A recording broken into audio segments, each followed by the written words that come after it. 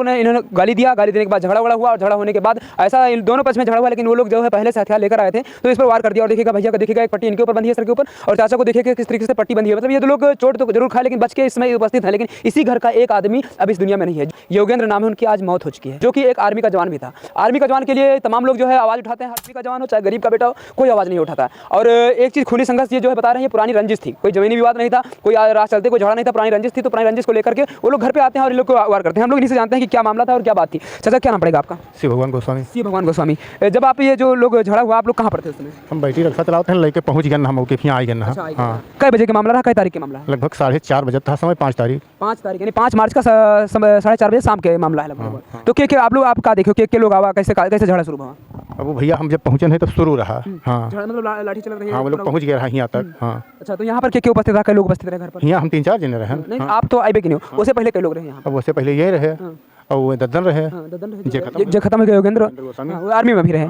तो आर्मी वाले के आप लोग जब यहाँ से चोट खाए गए, अस्पताल में ले गए तो कुछ बयान दिए हैं अभी तक? कुछ सांसें नहीं ली, सांस नहीं लिए हैं। उसका उसे पोस्टमास्टर तो आ ही जाएगा किस तरीके से हुआ है, ठीक नहीं? तो क्या लगता है आप लोग वो लोग मतलब किसके कारण किए हैं ऐसा? भैया वो तो वे लोग जाने। का नाम है भैया जो लोग आए हैं आप लोग के यहाँ पर झगड़ा किए हैं, वो लोग का नाम बताइए थोड़ा सा सभी। एक का नाम है दिलीप गोस्वामी उर्फ सोनू गोस्वामी, एक का नाम है जिलेदार और उसका नाम है फिर उर्फ राजकुमार गोस्वामी, और एक आत्माराम गोस्वामी, 4 लोग और एक भूरे गोस्वामी। मतलब 4 से 5 लोग थे और 5 लोगों ने आकर के यहाँ पर आप लोग से गाली गलौज किया। उसके बाद जो है हथियार से और लाठी डंडा से, तो आप लोगों ने क्या किया तुरंत उसके बाद में? उसके बाद में हम तुरंत उनको गिर गए, उनको लेकर अस्पताल गए, इकौना अस्पताल से। कैसे लगी, कब लगी? वो गिर गए, उनके ऊपर में बचाने के लिए गिर गया, हमारे ऊपर भी मारा। आप लोग कुछ लिए नहीं थे हाथ में? कुछ ना डंडा ना लाठी कुछ नहीं? कुछ नहीं लिए थे, वो धारदार हथियार लिए थे।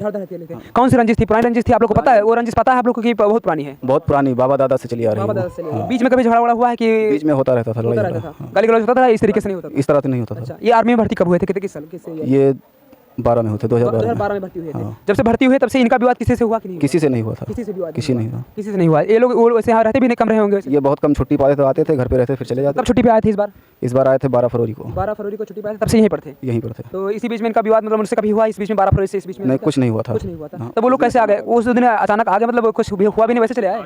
मारने की साजिश थी उस दिन, अचानक आ गए। अकेले घर पे थे तब तक, हम भी मोहनीपुर चौराहे पे थे, पता चला तब तक आ गए। तो हम 2 लोग हो गए, वो कई लोग इकट्ठा थे, पूरे गाँव के थे, वो पूरे गाँव के लोग थे? पुराने गाँव के। आपके क्या लगते हैं जो जिनकी मौत? हमारे बड़े भाई हैं। बड़े भाई आपके लगते हैं? पिताजी उनके कौन है? श्री उदयराज गोस्वामी, वो भी साथ में हैं। वो भी साथ में गए हैं। इसमें कहाँ पर पहुँचे? लखनऊ से आ रहे हैं क्या? अभी नहीं, वहीं पर है। वहीं से रात के 10-11 बजे तक आ सकते हैं? हाँ, आ सकते हैं। दरअसल मामला ये पूरा है कि पुरानी रंजिश है। पुरानी रंजिश के बाद एक चीज़ है कि यहाँ के जो जितने भी लोग हैं, नेता नगरी जिसको हम लोग देखते हैं, अगर एक आर्मी का जवान मरता है तो किस वजह से मरता है? अभी इनके घर तक कोई नहीं आया, शायद आया कोई नहीं आया? कोई नहीं आया। और आर्मी का मतलब आप समझ सकते हैं कि आर्मी के लिए आप लोग जान कुर्बान कर सकते हैं, क्योंकि आर्मी का जवान जब मरता है तो देश के लिए मरता है, और वो अपने घर पे आता है तो सुरक्षित क्यों नहीं होता? क्योंकि यहाँ की पुलिस क्या करती है, क्या नहीं करती है, सुरक्षा दे पाती है कि नहीं दे पाती है। और उसके ऊपर जब ऐसा कांड होता है, तमाम ऐसे मामले जो सामने आते हैं, आर्मी के ऊपर होता रहता है। आर्मी नहीं, हर गरीब के ऊपर होता रहता है। चाचा आप भी कैसे पता चला आप लोग क्या है आप उनके? हम उनके चाचा हैं।